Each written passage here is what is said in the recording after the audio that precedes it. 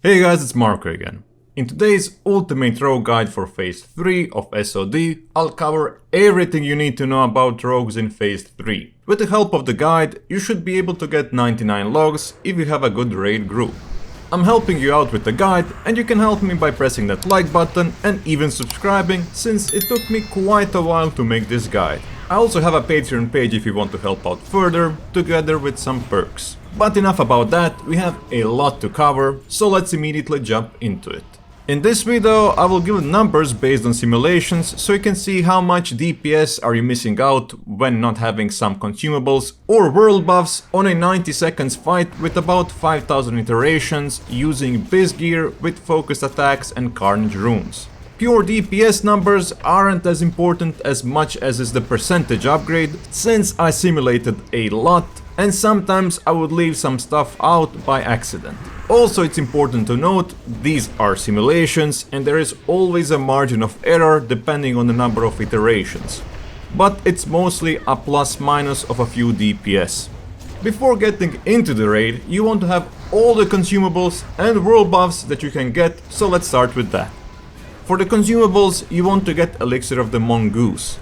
The recipe for it drops in Ashara and Felwood from Lagashi and Jadefire rogues. You need 280 alchemy skill to learn it, and you need 2 mountain silver sages and 2 plague blooms to craft 1 elixir. It lasts for 1 hour, so you want to bring at least 2 with you in the raid. It's an important consumable since it will cost you about 50 DPS. Cheaper alternative for this is Elixir of Greater Agility. It offers 20 less DPS than Elixir of Mongoose, but you can learn it from an alchemy trainer with a skill of 240. You only require 1 sungrass and 1 gold thorn to craft the item. Next on the list, you want to get the Elixir of Giants for the 25 strength increase for 1 hour. Not having it reduces your DPS by 20, and the recipe for it is worldwide drop. It requires 245 alchemy skill and you need 1 sungrass and 1 groom's blood to craft it. You want to bring at least 2 with you in the raid. Other strength buffs are Scroll of Strength 3 or Elixir of Ogre Strength, but they offer much less strength.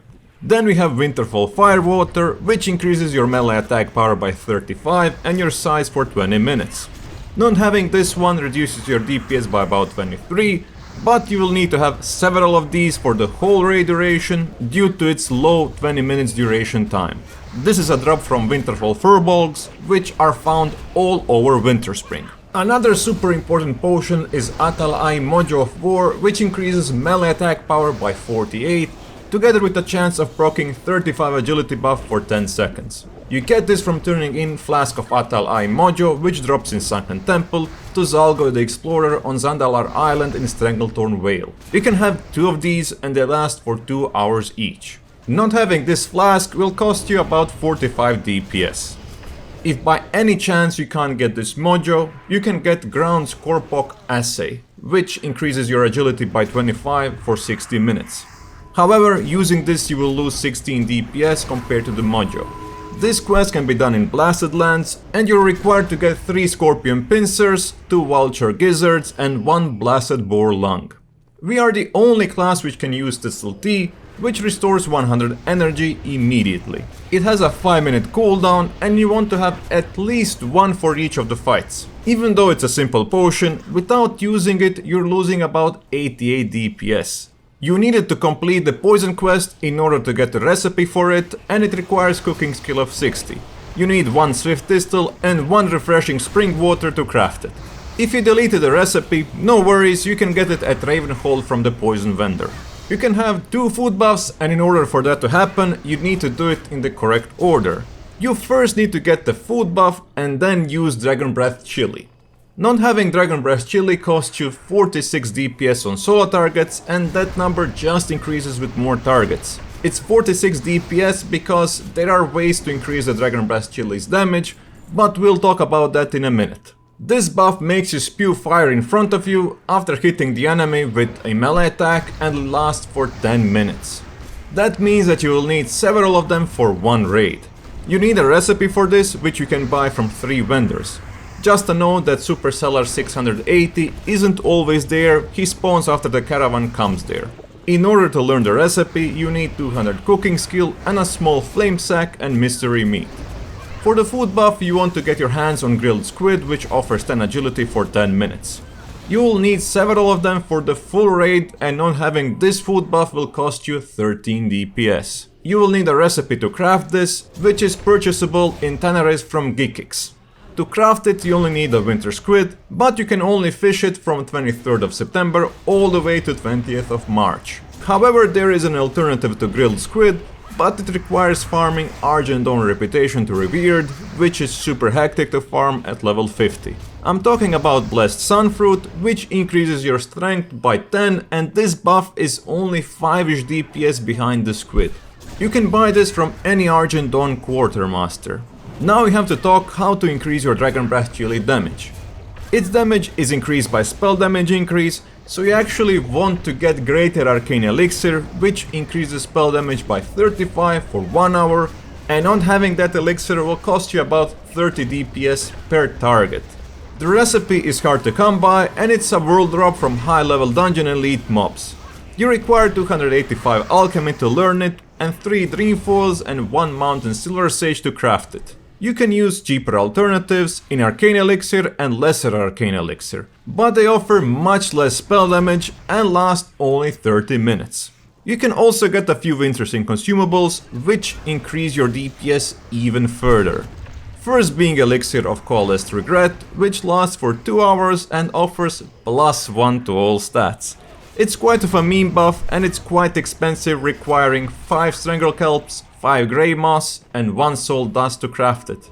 You can get the recipe from 2 vendors, one in Hillsbrad Foothills and the other one in Duskwood, and it requires alchemy skill of 90.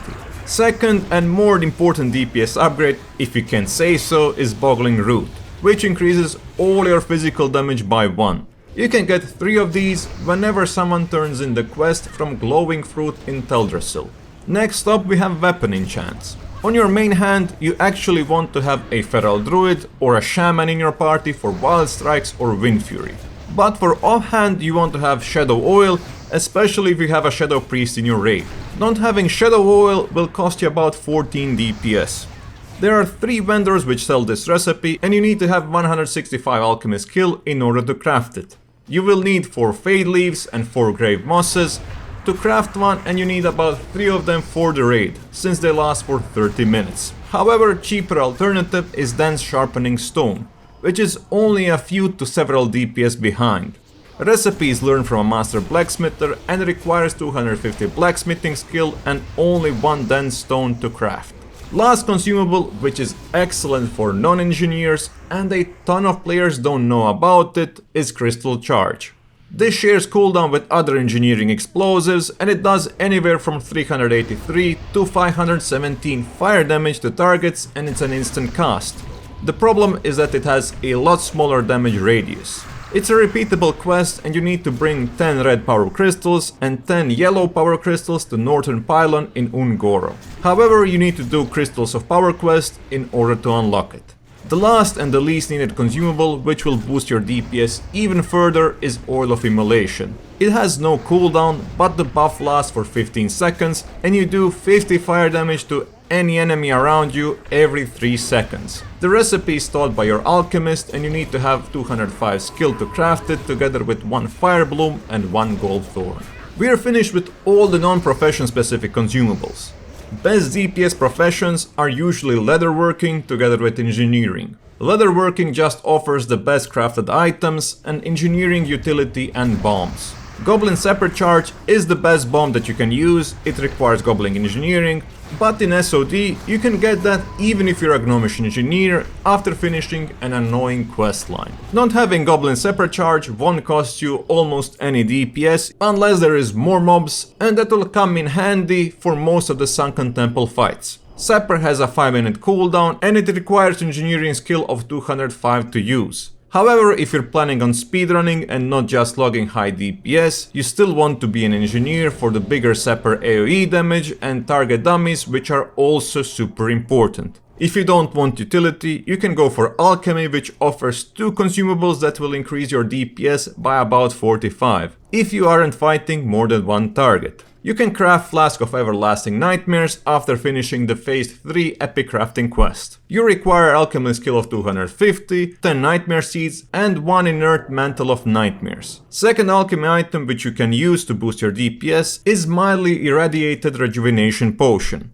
To make these, you need to finish the Profession quest from Phase 2 in Gnomregan, and it requires 3 Gnomregan Fallout, Minor Rejuvenation Potion and Crate of Tainted Solution to make 6 potions. Best DPS profession, apart from leatherworking now, is enchanting, and it also requires getting to 250 skill and finishing the Phase 3 crafting quest. It offers a superb 60-ish DPS increase for your character by increasing spell damage by 50 and attack power by 50. Spell damage increase also affects your Dragon Breath Chili, and that's why it's so powerful. You only need 5 Dream Dust to craft it, and the buff will last for 30 minutes.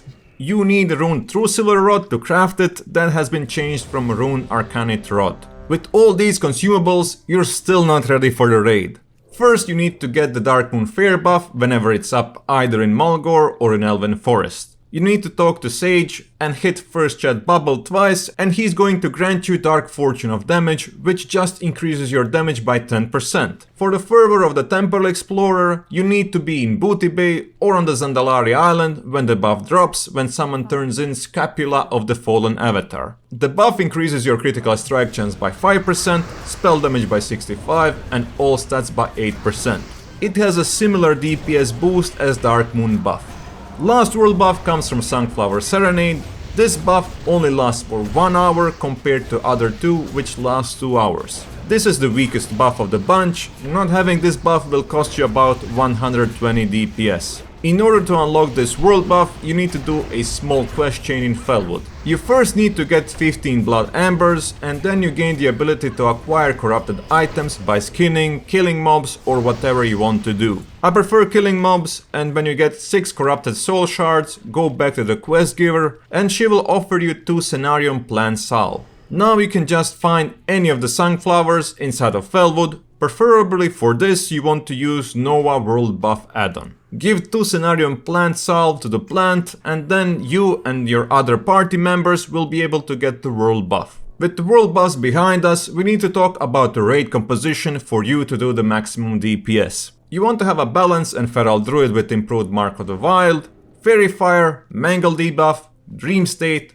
Wild Strikes and Leader of the Pack buffs. If you don't have a Feral Druid, you're losing about 160 DPS, and if he's not running Leader of the Pack, that's 50-ish DPS minus. If you don't have a Balanced Druid, that will also cost you about 150 DPS, and without a Druid at all, you're looking at minus 375-ish DPS.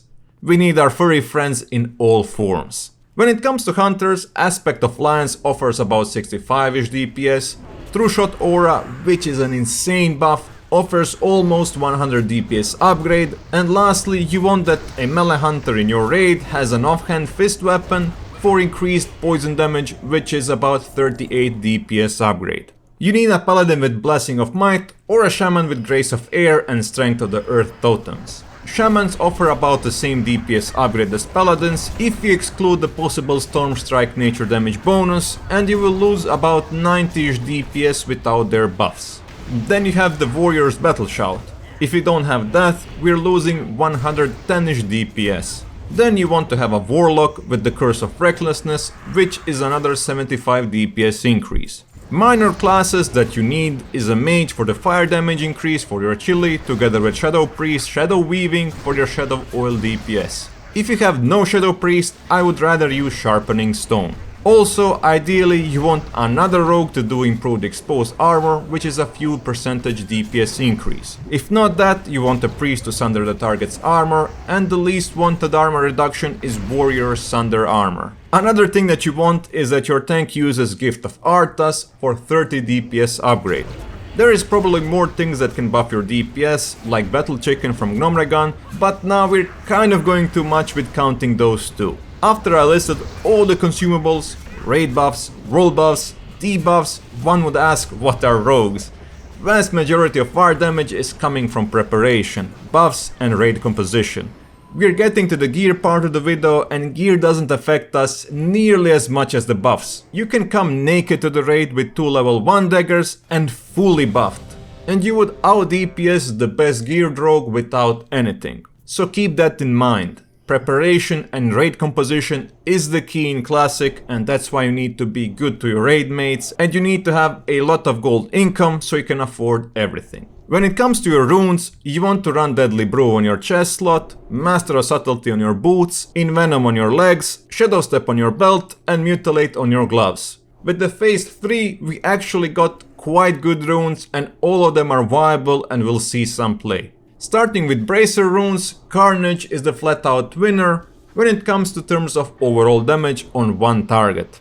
Cut to the Chase costs us about 20ish DPS compared to Carnage rune, but mind you, simulations are a perfect execution of rogue abilities, and in real cases the situation will be a lot closer in terms of DPS, because you will have to follow Rupture uptime and Slice and Dice uptime, which can get hectic super quickly. That's why if you want more of a relaxed gameplay, you will run Cut to the Chase instead of Carnage, and if you want more tryharding gameplay which will test your metal, take Carnage instead. Also, it's important to note that the simulations are done on a one target fight without changing targets. On those fights, Carnage is a clear winner, but as soon as you have to do a lot of target swapping, Cut to the Chase becomes a better rune choice. If I want to have the possibility of doing biggest possible damage, I would take Carnage for Atalalarion, Festering Rot Slime, Jamalan and Ogom, maybe on Morphaz and Hazaz, and on Avatar of Hakar. I will personally take Cut to the Chase for the whole raid, since I will mostly do speedrunning and their Cut to the Chase should be superior. When it comes to Helm runes, all 3 runes are viable in certain conditions, especially after the recent buff to focused attacks. Honor Among Thieves or Het has the biggest possible DPS output, but the difference compared to focused attacks is too small in my opinion for it to be worth it. You also want to have another rogue in your party to increase your chance of proccing your Het rune. After playing focus attacks, I must say that it's more fun and a lot easier to play. When you have focus attacks, critical strike chance means a lot more than it usually does, and this means that some buffs like Leader of the Pack and Sunken Temple World buff will be worth a lot more. You won't play focused attacks unless you have above 35% critical strike chance, so keep that in mind. Also, it's important to note that focus attacks are simming a lot better for shorter fights, so focus attack should do way more damage on Atalalarion, which is a short fight. Based on my simulations, they are at the same level in fights that last about 80ish seconds or 1 minute and 20ish seconds. Everything lower than that, focus attacks pulls ahead, and everything higher than that, Het should do more damage if you have a good party composition. Lastly, Combat Potency is trailing behind both of these by about 50 DPS. However, if you don't have enough consumables or world buffs, or you're just doing world content, Combat Potency should be the best. After we pass the whole rune talk, it's time to talk about your talent choice. Sadly, as of current moment, we only have one viable talent build, and that's going to be Assassination. Adrenaline Rush lost a lot of its value with the crazy energy regeneration and poison damage. Blade Flurry also isn't very good inside of Sunken Temple. That's why you just want to copy these talents if you're running Carnage. I'm not the biggest fan of Seal Fate with Honor Among Thieves, but it's the best performing talent. However, I enjoy running Seal Fate with Focus Attacks rune or Combat Potency. If you're missing hit percentage, you can take hit from Combat Tree. Our soft cap is 6% since bosses are only 2 levels bigger than us. Even after 6% hit percentage, your hit will still be relatively valuable for those white attacks. But taking the talent will result in a DPS loss compared to investing points in Opportunity or Seal Fate. If you're running Cut to the Chase, you want to drop 3 points from Improved Slice and Dice and put them into Lethality. The Lethality serves greatly with focused attacks and the critical strike chance build. However, if you're forced to run Improved Exposed Armor, you always want to run Cut to the Chase rune on Bracers, then you want to sacrifice 2 points from Lethality and put them into Improved Exposed Armor. After all this time, we're getting closer to the rotation, so we can start talking about gear. For the helm slot, you definitely want to use leatherworking helm from Gnomregan.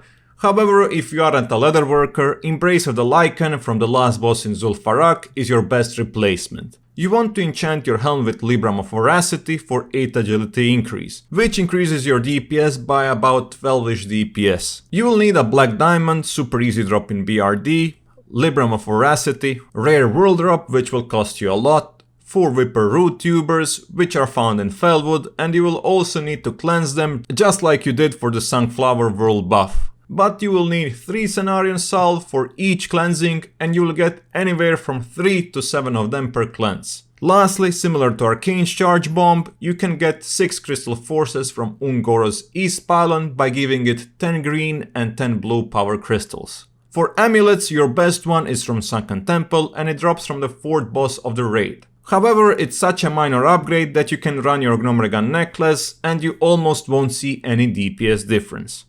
Shoulders wise, you want to have Paranoia Mantle from leatherworking. However, if you aren't a leatherworker, you can put on Honor Shoulders instead. You want to enchant them with Atalai Signet of Might, which offers 15 attack power or 10ish DPS upgrade. You can get the item on the Zandalari Island in Stranglethorn by giving them Flask of Nightmarish Mojo, which is created by Alchemist with a skill of 250 who finished Epic Crafting questline. You will need 5 Nightmare Seeds and 5 Flask of Atalai Mojo, which both drop in raid. Best cloak is Panther Fur Cloak, and it's a drop from the first boss in Sunken Temple, and the second best cloak is Black Whale Cape, which drops in BRD from the first boss, with a minor 1 agility difference. You want to enchant your cloak with a super simple lesser agility enchant for 3 agility, which costs 2 lesser nether essence, it requires 225 enchanting, and the recipe drops from Syndicate and Waste Wonder Assassins. Next up we have the chest, legs and boots, and you want to get the Sunken Temple set for that. They aren't much of a DPS increase compared to Gnomregan set if you already have another rogue in the raid with the full set. You want to enchant your chest with stats which gives +3 to all stats, which translates to a few to several DPS. You need an enchanter with a skill of 245,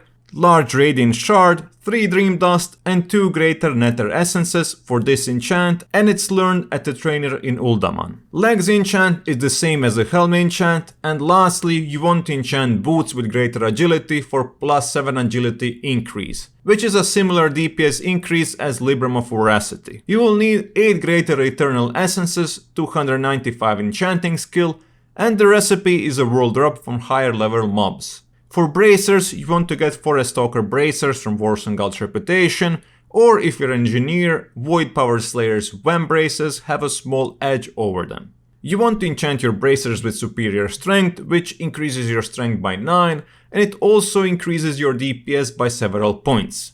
You will need 6 Illusion Dust and 6 Greater Eternal Essences. You can get the recipe from level 57 and 58 Deadwind Warlocks, and it requires 295 enchanting to learn it. Your best main hand weapon is Degraded Dire Nail, a drop from Shade of Eranicus in Sunken Temple, and second best dagger is Gurubashi Backstabber, which is about 12 DPS worse. When it comes to your offhand, your best offhand is Julie's Dagger, a BOE, and your second best dagger is BOE Shadowblade, which is several DPS behind. However, if you want to run Honor Among Thieves, your best bet is to take double degraded Dire Nails, which are just a minor DPS increase over Julie's Dagger. This is due to the fact that Julie's Dagger faster attack speed only affects poison application with Honor Among Thieves, while with combat potency and focused attacks it also affects our energy regeneration. When it comes to weapon enchants, you want to put +15 agility on both of the weapons or you will lose about 50ish DPS. You will need 6 large brilliant shards,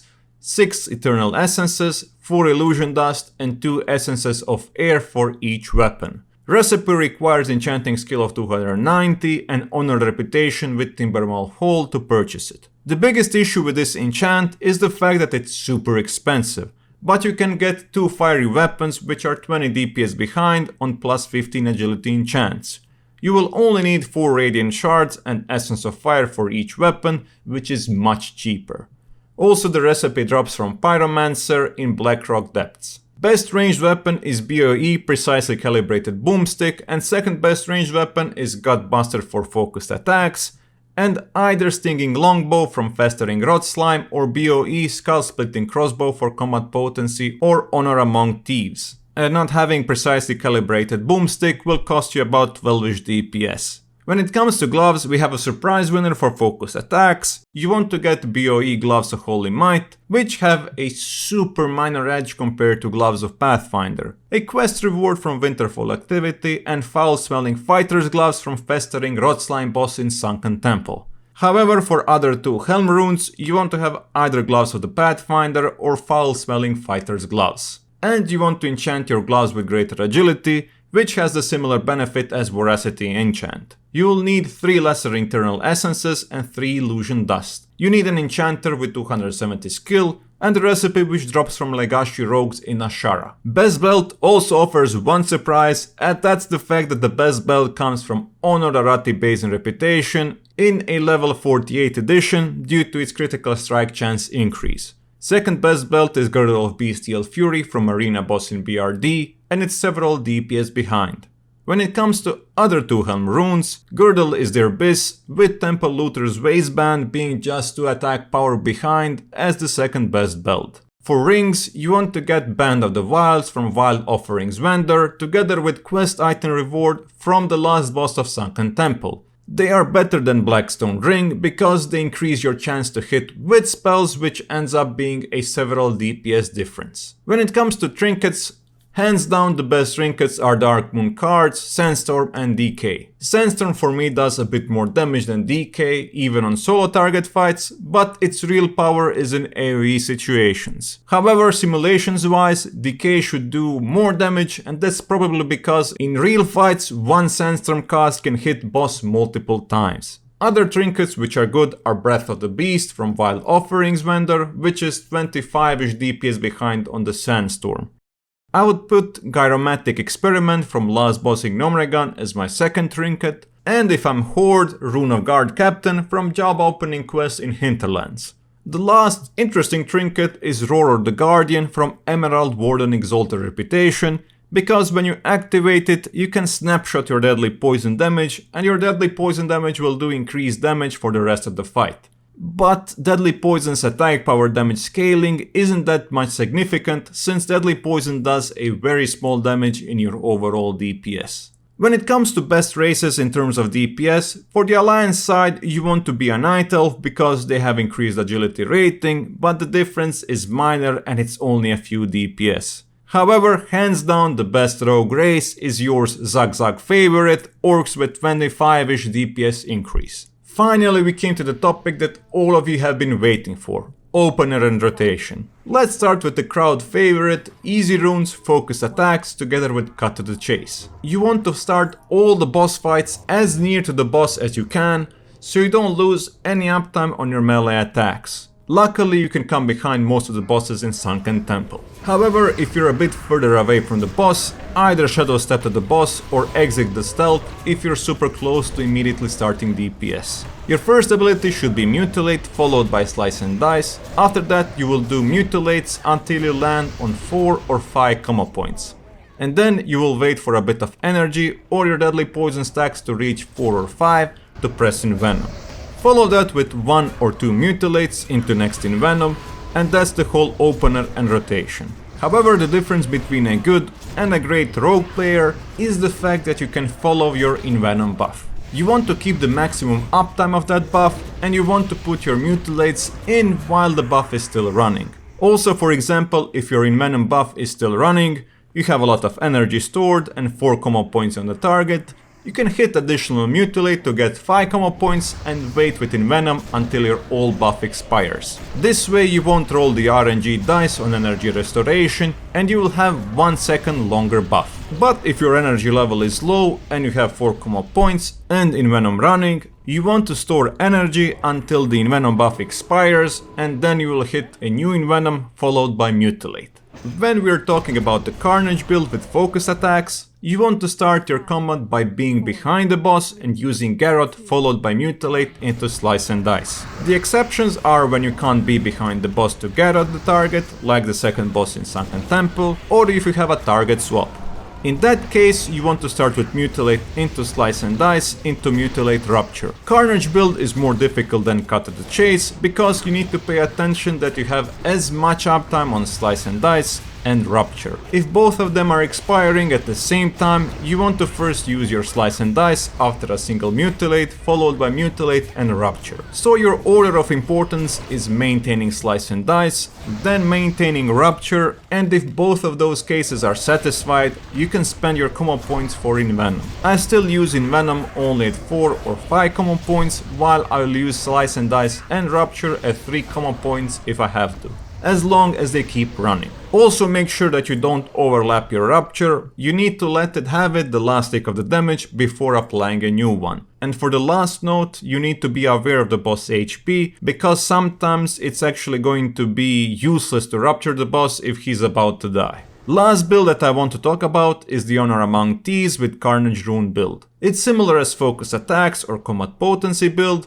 but it's still different. Your opener remains the same, you want to apply Garrote followed by Mutilate into Slice and Dice. After that, you want to cast only one Mutilate followed by 4 or 5 common point in Venom. Usually you will wait that you generate 5 common points with Hat, but sometimes your Mutilate won't generate 3 common points, and then you can use Envenom at 4 common points if you're going to overcap your energy, or if your Envenom buff is going to run out.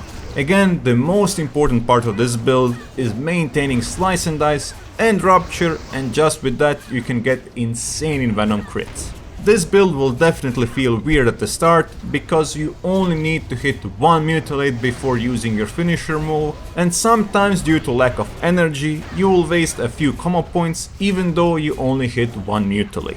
The last point is your Vanish usage. In any of the builds, you want to use the Vanish in the same way. You want to use it together with Cold Blood when you're at 5 common points and importantly you have a lot of energy. Use Vanish into Fast Envenom Mutilate, Mutilate Envenom, Dissolty, Mutilate, Mutilate Envenom. And that's how you'll make the best use of your Master of Subtlety rune. The only difference is if you're running Carnage rune, you want to have your Slice and Dice and Rupture safely running before attempting this, which gives additional skill requirement to Carnage build. However, if your Vanish is on cooldown by any reason, but you have your Dissolty, just make sure that you gain as much energy as you can from that Dissolty. When it comes to order of difficulty, I would definitely say that Focus Attacks or Combat Potency together with Cut to the Chase is by far the easiest build. Focus Attacks and Carnage are a lot harder than that, and I would rank Het Carnage as the hardest build just because I feel so weird when I'm playing it and you need to get used to its flow. That's all I have to say about openers and rotation. Definitely start playing with Focused Attacks or with Combat Potency if you have less than 35% critical strike chance, and use Cut to the Chase. This way you only need to be aware of the encounter, your energy, common points and Envenom buff. When you feel ready, you can try out Carnage build, which also requires awareness towards Rupture and Slice and Dice duration. I will personally play Focus Attacks and Cut to the Chase, because I will mostly be speedrunning Sunken Temple and those runes are better in that case. Again, I need to emphasize that this is vanilla World of Warcraft. You will have more DPS the more time you invest into the game. It's more of a preparation and group composition test in terms of making damage than a skill check. This fact is different in retail because most of your damage directly comes from your skill. So prepare for the raids in order to amaze everyone with your DPS. This has been a long video, and if you managed to get to this part, make sure to leave a like and toss me a subscribe, which will help me a lot. If you want to support the channel further, there is always Patreon. It took me quite a while to make this video, and I hope that everyone is happy with the information and amount of details put into this. If you have any comments or questions, please write them down. Thank you for watching and bye bye.